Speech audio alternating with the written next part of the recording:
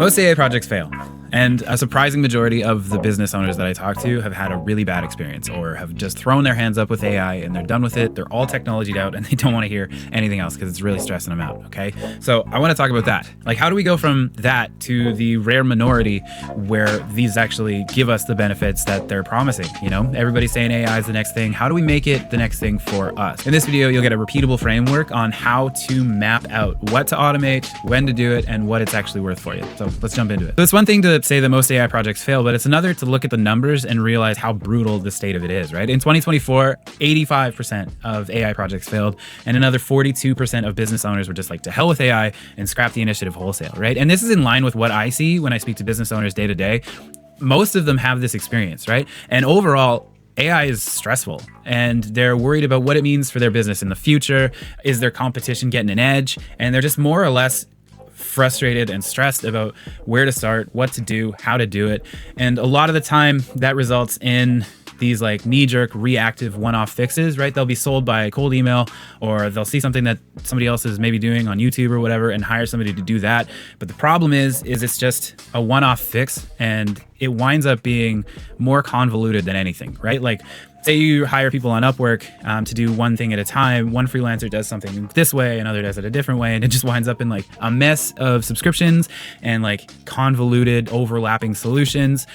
That's usually where I come in and clean it up, okay? And honestly, most of what I do in my day-to-day business is to just like cut subscriptions out and streamline this process, clean up after a mess of like a parade of other freelancers have already had their hands in this business, right? That's like my first point of contact. So what I like to do, and the analogy I use, is your business is a house, right? Whether you're an AI agency doing this stuff or you're, the business owner like trying to implement it, it's all the same, okay? So what people have been doing is putting a bucket under a leaky pipe, or throwing up a fresh coat of paint to like modernize the business. And the problem is the foundation, right? It's the plumbing, it's the electrical. It's more like, you see what I'm getting at. It needs to be a lot more fundamental. Instead of reacting to solve a problem just whenever it comes top of mind, what we need to do is plan the whole thing. Get a bird's eye view of the entire house, right? Blueprint the whole thing, and then figure out how we're going to proceed. Like if you were fixing the plumbing, you wouldn't just like put a hole in the wall and wing it, right? You'd have a plan as to what you're going to do and how you're going to do it. And that's the same with implementing AI in your business. And it sounds really silly, but people skip this. Most business owners are in this 85% failure rate because they don't plan ahead. They just go.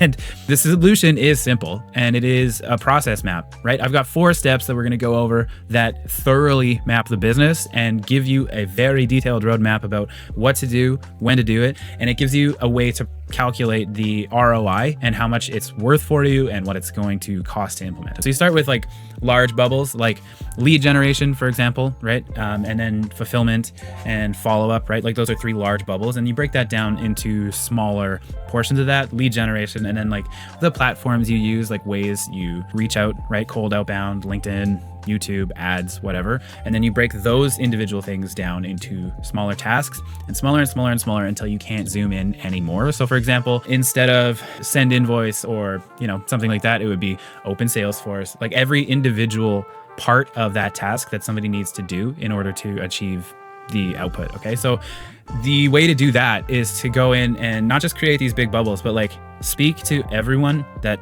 has any input at all. Okay. So map the entire customer journey, map your entire internal process, and map your entire follow-up process, right? So speak to the people that are actually doing the jobs as well.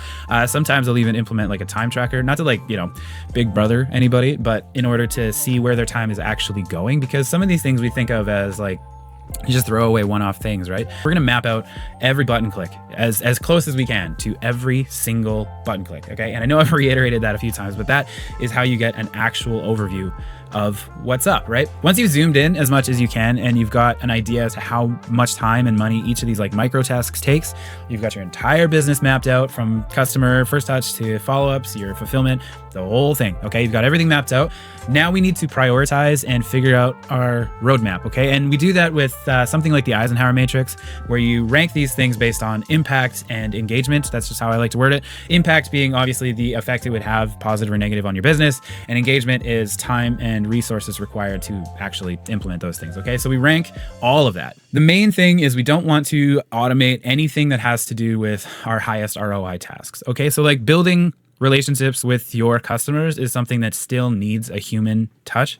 You still want to be able to like do that. We're just going to automate the rest of the business around so that you personally can focus on those tasks that, you know, AI can't replicate. Got our task rank by impact. We can rate engagement based on how complicated the flow is. Okay, so a good example of a low engagement task would be like an email follow-up where it's just basically like a one-step automation. That's something you can implement with very low effort and get done quickly. Whereas something that it would be a high engagement task would be like for a construction company, ordering materials, vendor management, and like doing quotes from video walkthroughs, things like that, like more agentic, like comprehensive system. Think of it like infrastructure. Okay, so higher engagement tasks are more infrastructure based, and they're more the bones of the business that we're working on. So they take a little bit longer and are slightly more expensive. Okay, so once we've rated everything based on impact and engagement, this is our gold mine.